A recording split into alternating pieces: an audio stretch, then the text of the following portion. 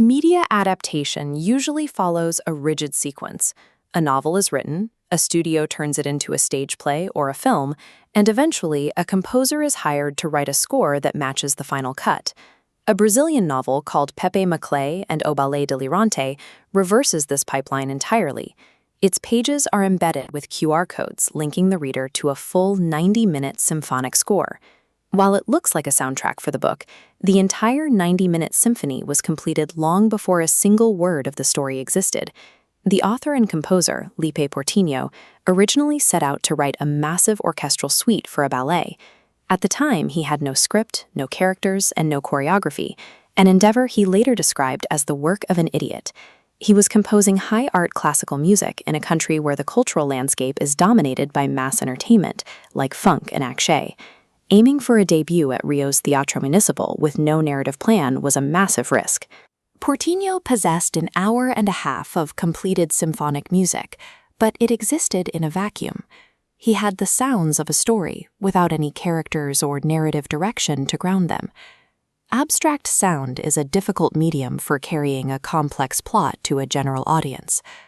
To survive in the real world, the music had to be translated into a concrete, visual form. Portinho pitched the raw music to his friend, TV director Fernanda Telles. She liked the material and agreed to join a project as a director. The collaboration quickly hit a wall. As a non-musician, Telles couldn't decode a narrative structure purely from symphonic themes. The music remained a mystery to anyone who didn't write it. Portinho tried to bridge this gap by writing a small explanatory text to help her visualize the story's action. That small explanation spiraled.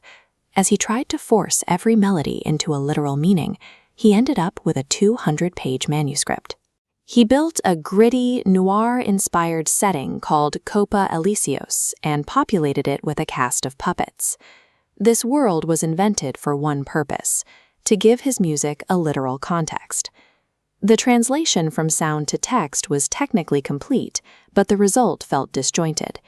Simply pairing a symphonic score with a puppet detective story was an artificial fix for a deeper problem.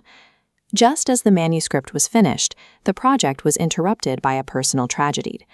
Portinho received a call that a family member was suffering a severe psychotic break.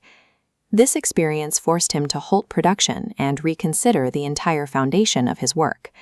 The fictional world he'd built suddenly felt thin and irrelevant. Portinho began studying Jacques Lacan, specifically his theories on the structure of psychosis. Lacan viewed the psychotic as a free man, free of the word.